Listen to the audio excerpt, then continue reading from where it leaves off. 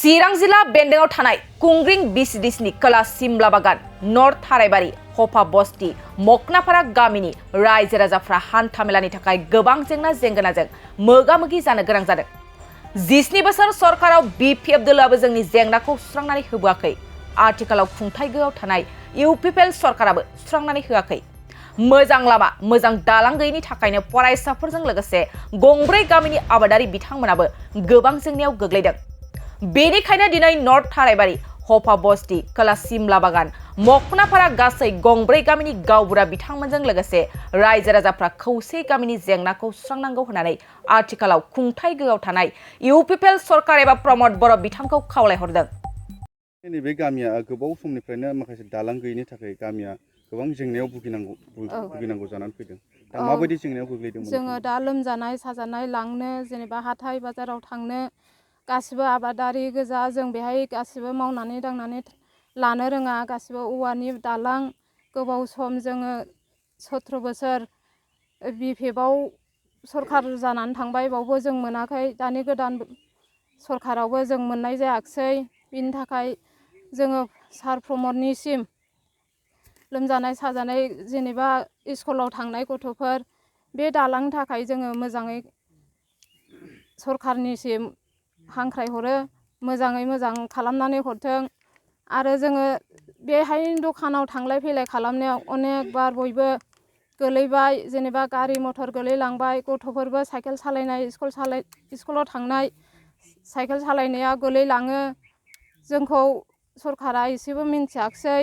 बेखौनो जोङो बयबो रायजो राजाया हेफाजाब होगोन आरो मोजाङै बानायफैगोन होननानै जोङो बेखौनो बिदों। नोंथांमोननि बे लामानि अनगायै गुबुन लामा टाउनाव थांनो थाखाय गुबुन लामाफोर दं नामा? ना बे मोनसेल' लामा नोंथांमोन? लामायाथ' बे मोनसेल', जोङो बेजोंनो थाबायो। ओमफ्राय बेजों जों लामायानो जेबो सेन्ड ग्रेभेलबो जाया आरो दालांबो गैया। आरो बेजोंनो जोङो बिराद खस्थ' थांनांगौ, गारि मथर गाखोजाया, लोमजाबाबो हरना गुरना थांजाया। बेनि थाखायनो जोङो सरकारनिसिम खावलायहरनाय जादों। नोंथांमोननि गामियाव आबादारिफोर गोजाना माखासे साख्रि आवलाथ' सासेबो गैखाया। जों गासिबो आबादारिजों माखौ थगायनो, जों गामियाव सासेबो साख्रि आवला गैया आरो। नोंथांमोननि गामियावहाय थांलाय फैलाय खालामनाय माखासे दालांनि गोनांथि जायो। दालां हिसाबै गंबेसे दालांनि थाखाय गोनांथि जादों? दालाङा बेहाय गंब्रैसिम नांगौ आरो गंब्रैसिम। दा नैबे दालां गिदिर आरो ओरैजाय हनैबावबो नै दंग' दं आरो ओरैजाय बुहुर दं आरो लेवार दैसाबो दं। बेहाय नांजोबगौ आरो दालांखौ। गारि मथर सोनो हायो ना हाया बे लामाजों? सोनो हाया, दालांखौ सोनो हाया। गासिबो मेरला मानसि गोलैबाय बाहाय, दालाङानो जाया। जोंनो दालां नांगौ आरो जोंखौल' बोथोर सफैबाल' बुरखायो, नाथाय जाय बहर होखांबाथाय जोंखौ मिन्थिला आरो दालांखौ मिन्थिया। आरो हनै लामा सामा मोनसेबो बानायना होआखै। बिनि थाखायनो जोङो दा नोंथांमोना खावलायदों आरो ना खावलायदों बिटिआर सरकारखौ सुस्रांना होनो थाखाय? औ, बिटिआर सरकारखौ जोङो खावलायहरनाय जाबाय आरो। दा सार फेरेंगायाथ' खेबसेबो फैफेरखायाखै जों गामियाव, खुनु नायफैफेराखै। इलेक्सन समावल' एसे बेरायफैयो आरो ओमफ्राय गैया, फैफेराखै। खुलुमबाय। जोंनि गामिया नर्थ थारायबारि। जोङो दा आं बुंनो नागिरदों आरो जोंनि गामियाव मोनसे समस्या दं, औवा दालां। औवा दालाङा जोंना मोनब्रै दं आरो बे मोनब्रै दालांखौ जोङो बोसोराव गैयाबाबो खनबा खनब्रै हेबनाङो। गोदो बिपिएफ जानानै थांखांबाय 17 बोसोर, बावहायबो जों बे दालांखौ मोननाय जायाखै, नायसनफैयाखै। दा रानिंआव दङ इउपिपिएल। दा बिनिफ्राय मोननो जों लुबैदों, जाहाथे जोङो एसे लुनो गयो दालांखौ। औवा दानै दानै जोबजोब्बाय जोङो। खनब्रै गाहाम एफा गोलाव गोलाव दालां लुनांगौ।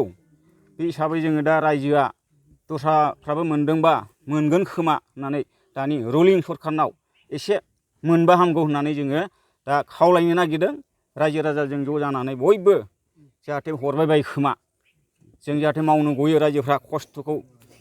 जोंनि दालांजों माब्रै जायो, जोंनि गथ' गथाय स्कुलाव थांनाय बेजोंनो साइकेल सालायो। सोरबा गथ'आ दालाङाव गलाङो, सोरबा गथ'आ बिदिनो खुनुरुखुम बारग'लाङो, सोरबा बाइक सालायो बेबो थल' गलाङो।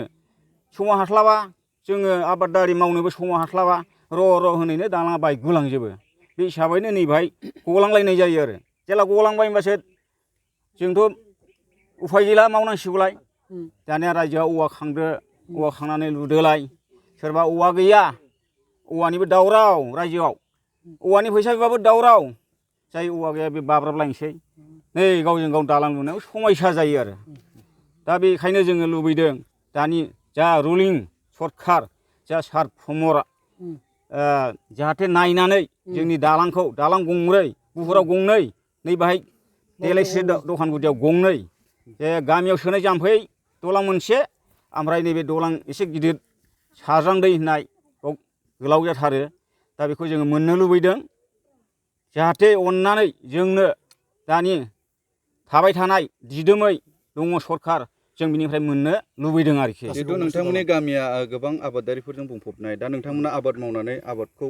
लांनो थाखाय बबे लामाजों लाङो नोंथांमोना जोंना लामाया गैया बेजोंनो जों साइकेलजों बारहोनानै नैबे देलायस्रि गुदियाव सरब दङ बेवहायसो बारहोनानै जों गारियाव दैखांनानै लाङो बेनि थाखाय बिराद खस्थ' मोनो सोरहाबा साइकेल दं सोरहाबा साइकेल गैया सोरबाबा बाननानै लाबोनांगौ बेबायदिनो बारहोनाङो आरो थांलाय फैलाय गामि हिसाबै दरबेसे गामिबो लामाजों थांलाय फैलाय खालामो हान्थियो बे गामिजों जोङो गामि दरथाम जायो हफा बस्ति ओमफ्राय खोला सिमला बागान जोंनि नर्थ थाराइबारि ओमफ्राय हरै गामि फिसा दंबायो मखनाफारा होनो बेबो दरब्रै जायो आरो दा जों बे गामि दरब्रैया बिराद समयसायाव दं आरो दा बेनिखायनो जोङो नैबे दलांखौ सरकारा एसे अननानै अनसुमै अननानै बानायना होफैयोबा जों रायजोआ बिराद गोजोननाय थागौ आरो बिनि थाखाय जोङो सरकारनिसिम बिराद रोजा रोजा साबायखर होगौ बानायना होयोबा बेबायदि जेंनाया बेसे बोसोरनिफ्राय जाना दं नोंथांनि गामियाव बे जोङो बे लामाखौ खुलिजेननाया जोंनि गामियाथ' बुंनो हाला गैयाबाबो 70-80 बोसोर जालांबाय नाथाय नैबे जोंहा सर्टकाट जायो बेखौ जोङो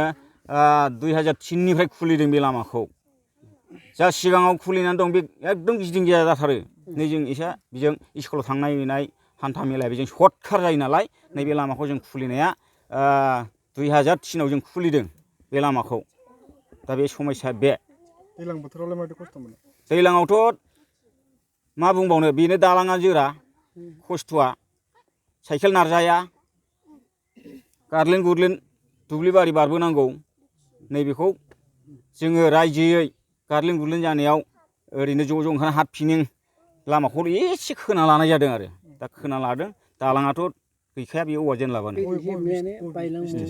हा जोंना खुंग्रिं औ खुंग्रिं बिसिडिसि गोलैयो 12 नं समस्ति खुंग्रिं दुर्गा फुजानि धामाका दखना डिजाइन दखना फालांगिरि खालामग्रा बिथांमोननि थाखाय अदालगुरि सहरनि रयेल बड' फेशन हाबा लानानै फैदों फुजानि गोदान डिजाइननि दखना गेमस्रि गाननाय दखना मिथि गाननाय दखना थाइलेण्ड दखनानि धामाका दखनानि डिजाइन दखना फालांगिरिफोरनि थाखाय अदालगुरि रयेल बड' दखना गलायाव मोननो हागोन नोंथांमोना गेमस्रि गाननाय दखना मिथि गाननाय दखना सिखिरि दखना आर'नाइ दखना आरो थाइलेण्ड दखनाखौ हलसेल रेटआव बर'नि हारिमुआरि गाननाय जोमनायफोरखौ दखना फालांगिरिफोरनि थाखाय बयनिख्रुइबो खमसिन बेसेनाव मोननो हागोन अदालगुरिनि रयेल बड' फेशन हाबाव बायदि रोखोमनि दखना नोंथाङा दखनानि फालांगि खालामनोब्लाबो रयेल बड' हाबाव गासैबो दखनाखौ हलसेल रेटआव मोननो हागोन खम बेसेनावनो लांनानै फालांगिबो खालामनो हागोन रयेल बड' गलायाव थांनाय फैनायनिबो जेबो उसुबिदा गैया रयेल बड' हाब दखना गलानि थंआनो जाबाय अदालगुरि रेल स्टेशननि साखाथियावनो सोरबाफोर दुर्गा फुजानि अफारखौ खाबु लानानै दखना फालांगि खालामनोब्ला 9957 383083 जानबुं नङाव खौरां लानो हागोन।